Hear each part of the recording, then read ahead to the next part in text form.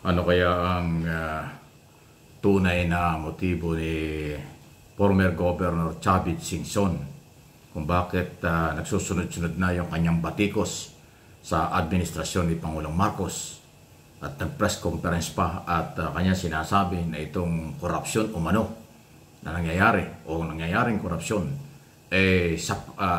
kasabwat daw ang maraming politiko at maging ang palasyo ng Malacanang. Pati si Pangulong Marcos ay kanyang pinagbibintang. At kanya ding in-expose na meron daw na mga diskaya, kontraktor din nandiyan sa Ilocos. Ilocos Sur, ang baluarte ng mga Marcos. At yung daw mayor ng isang bayan dyan sa Ilocos ay kontraktor din. Ibig sabihin, yung mga kontraktor na nakakuha ng mga project sa kasalukuyang pamahalaan ang isa sa mga binabatikos ni Chavit Singson. Pero lumalabas pala na siya at ang kanyang pamilya ay may malaki ding construction company na posible lang po sa aking opinion. Kaya nag-iingay si Chavit Singson, baka hindi siya nakakuha ng mga project.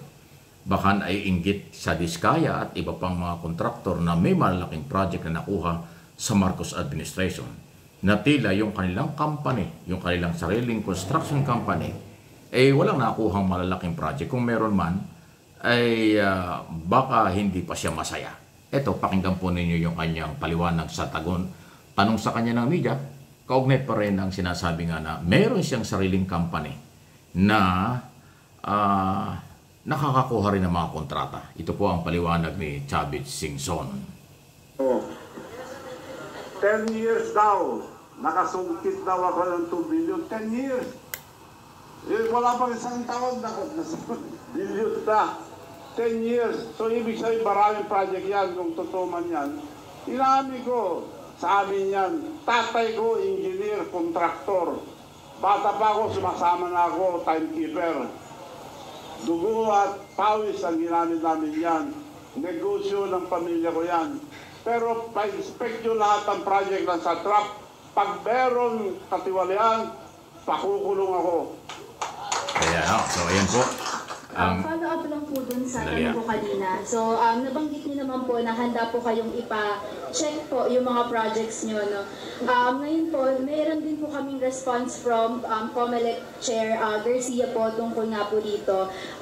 Aware naman po tayo na bawal pong maging contractor ang mga nakaupong government officials dahil daw po conflict of interest. So, sabi po ni Chair Garcia, pwede pong ma-anti-graft and corrupt practices kasi pinagbabawal nga po iyon, magkakaroon ng interes lalo pa at may maaaring mabangga na interes ng publiko sa pamahalaan. So, ready po kayo na harapin po yung mga inspection sa project, pero ano po ang response nyo patungkol po dito if ever man po na may umarangkadang gantong issue? Dali mukhang hindi nakuha yata yung tanong Oo, ang marami na apoy na nagbibitaw muna mga ari-arian, mga pwesto. So, ganun lang yun. Bawal kung nandun ka pa rin. Conflict of interest. To show you one example, when I was young, I was the biggest trader of tobacco in the entire North. Nung na-elect akong governor, binitawan ko ang magandang yun pala. Conflict of interest yan. Ang Virginia Tobacco ay ano ng Amerika yan. Anyway, ibang business na yan, sinasabi ni Chavit Singson. Okay. Humarap po kasi sa isang press conference. Actually, nagpatawag yata siya. Nag-organize pa ng media ng mga kung sino-sinong nandun ho sa kanyang press conference. At kanyang sinasabi nga dito, yung korupsyon. Tama lang naman po, meron talagang korupsyon. Dahil si Pangulong Marcos ang nag-expose nito. So dapat sundan, dapat tulungan ang kampanya at papanagutin ng lahat, kontraktor, politiko at mga taga-gobyerno, DPWH lalo tigit. Okay? Pero dito, kung inyong mapapansin, parang ang tingin ko may inggit or nagsiselo si Chavit kasi parang hindi siya nabibigyan ng pahalaga. Hindi siya nabibigyan ng pahalaga ng gobyerno. 3 taon na, di ba? After 3 years, ang honeymoon sa gobyerno, 100 days lang o 1 year. After nyan, dapat tapos na ang utang na loob, tapos na ang pamumulitika, dapat take off na kung ano dapat gawin para sa bayan. Ayan ang dapat gawin ng isang Pangulo. Ngayon, after 3 years, nag-iingay si Chavez Singson. Hindi ko alam kung kulang siya sa pansin, hindi siya nabibigyan ng pabor, kasi dati, bago siya nag-expose nito, nung una pang kanyang banat, nagtampo siya dahil hindi daw nabigyan. Meron daw siyang hinihingi yatang isang posisyon, director ng PCSO, na malapit sa kanyang gusto niya ilagay, hindi daw napagbigyan siya. So ngayon, pati itong issue ng graft in corruption sa flood control scam ay kanyang sinakyan na rin. At ang kanyang panawagan, sinasabi, dapat daw ang mga kabataan ay kumilos. Dahil ang pag-asa daw ng bansa ay sa kabataan, huwag daw yung mga politiko kung sino tungkol sa mga rally. Ang kabataan daw at ang gumalaw. In other words, meron siyang panawagan sa mga kabataan gumalaw at labanan ng korupsyon. At ang kanya sinasabi doon sa question and answer, ang Malacanang ay meron din kinalaman sa korupsyon. Wow! So, ibang hugot yan. Tingnan natin kung ano ang gustong palabasin. Para bang ang sinasabi ni Chavez Singson, totoo may korupsyon. May kinalaman din ng Malacanang dito.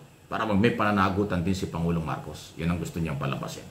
So, kaya ko po ito tinatapi kasi hindi man gaanong pumutok sa media, pero at least alam nyo kung ano yung mga hugot nitong isa sa mga original na kaalyado ni Pangulong Marcos dahil ito Ilocano at isa nga talaga sa tumulong nung nakaraang eleksyon. Pero tapos na nga po ang pamumulitika. Kailangan dito, focus na sa kung anong dapat gawin. At yung expose na labanan ng korupsyon at may korupsyon, abay yan ang dapat tulungan, pagtulong-tulungan ng lahat ng Pilipino. Ano ang inyong masasabi dyan? Okay?